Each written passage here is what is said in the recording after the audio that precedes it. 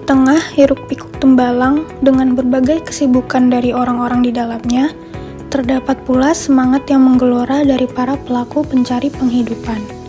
Kehidupan dan keramaian yang terasa begitu nyata di setiap sudutnya tidak dapat terlepas dari kehadiran kampus Universitas Diponegoro. Sebagai salah satu pusat pendidikan tinggi yang menghiasi kawasan ini, Universitas Diponegoro memberikan kontribusi yang luar biasa dalam menggerakkan sektor perekonomian yang dikelola oleh masyarakat setempat. Universitas Diponegoro bukan hanya sekedar hadir sebagai sebuah institusi pendidikan, tapi juga sebagai pusat inovasi dan kolaborasi. Mahasiswa yang memenuhi kampus dan wilayah ini tidak hanya memusatkan perhatiannya pada pembelajaran di dalam ruang kuliah, tetapi juga aktif terlibat dalam berbagai macam kegiatan yang ada di masyarakat sekitar. Kini, Tembelang tidak hanya dikenal sebagai kawasan pendidikan, tetapi juga sebagai pusat kegiatan ekonomi yang berkembang pesat. Kehadiran mahasiswa Universitas Diponegoro membantu menghidupkan semangat dan menciptakan keberlanjutan dalam perekonomian yang dikelola oleh masyarakat setempat. Sebagai hasil dari kerja keras dan semangat para pelaku pencari penghidupan, Tembalang semakin berkembang dan kian menjadi kawasan yang menarik untuk berbagai aktivitas dan investasi. Ini adalah bukti nyata bahwa kehadiran universitas dan kolaborasi yang terjalin antara mahasiswa dengan masyarakat setempat memiliki potensi yang luar biasa dalam memajukan perekonomian lokal. Dengan semangat yang tidak pernah pudar, keramaian dan kehidupan yang dirasakan di berbagai sudut Tembalang terus menggelora. Kehadiran Universitas Diponegoro dan para mahasiswa menjadi pilar yang kuat dalam membantu masyarakat setempat untuk terus tumbuh dan berkembang. Kita dapat melihat dan menantikan masa depan yang lebih cerah lagi bagi Tembalang, di mana kehidupan, pendidikan, dan perekonomian dapat berpadu dengan harmonis untuk mencapai kesuksesan bersama.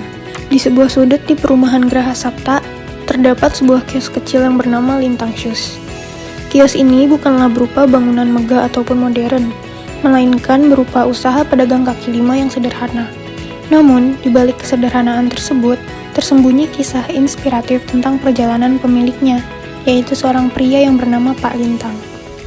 Menggambarkan pada kita di mana masa lalu, sekitar 20 tahun yang lalu, ketika kios ini hanya dimulai sebagai usaha perorangan. Cerita perjuangan Pak Lintang dan istrinya begitu mengesankan. Mereka berdua memiliki impian besar untuk membawa kios sederhana mereka mencapai kesuksesan yang lebih tinggi. Pak Lintang merupakan seorang pengusaha yang sedikit berbeda. Dia tidak terlalu tertarik dengan teori dan buku-buku tebal.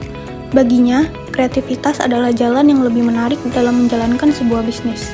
Oleh karena itu, saat melihat potensi dalam pekerjaan yang melibatkan kreativitas, Pak Lintang tidak ragu untuk membuka usaha kios sol sepatu dan tas. Dengan tekun dan semangat yang membara, Pak Lintang mulai mengasah keterampilan dan memperbaiki sol sepatu dan tas yang rusak. Ia mempelajari berbagai teknik dan metode baru, serta menciptakan ide-ide unik untuk memberikan sentuhan kreatif pada produknya. Setiap pelanggan yang datang ke kiosnya tidak hanya mendapatkan solusi praktis untuk sepatu dan tas mereka yang rusak, tetapi juga keunikan dan kecerdasan kreatif dari tangan seorang Pak Lintang. Melalui pelayanan yang ramah dan juga kualitas pekerjaan yang konsisten, reputasi Lintang Shoes mulai berkembang. Pelanggan mulai berdatangan secara teratur dan bisnisnya pun semakin berkembang pesat. Kaki lima sederhana itu berhasil bertransformasi menjadi sebuah kios yang lebih besar dan mumpuni bagi pelayanannya.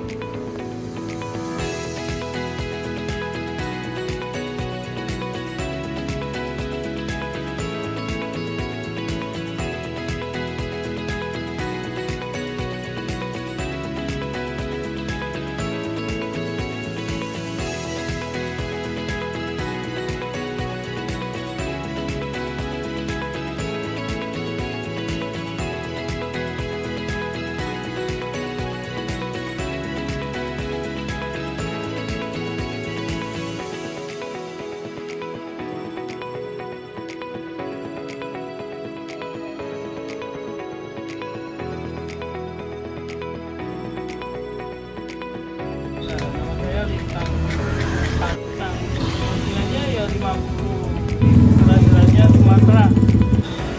Ya, asalnya Brebes. Dia 50 tahun. Namanya Imas, asalnya dari Bogor, usianya 36 tahun.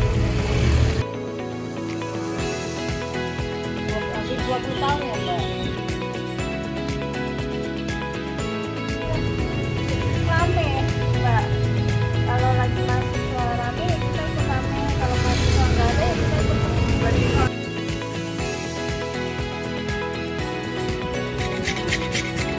Depan sekolah di Wonosobo itu awal mulai sampai sekarang masih ada. Ya mungkin faktor ekonomi juga kali Mbak. Kreativitas kayak gini, keahlian kayak gini kan dilihat dari psikologinya sih. Itu sudah otomatis itu. Ya udah, kalau orang sudah dari hati itu udah bisa. Makanya jawabannya ini. Nah, mau kesini, pokoknya orangnya langsung hiperaktif dia tangannya. Udah gitu aja. Nanti masa depannya mau ini tergantung siapa.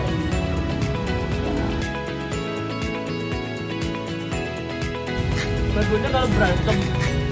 Iya, kalau salah berantem tak mau nurut. Nah, tak mau nurut yang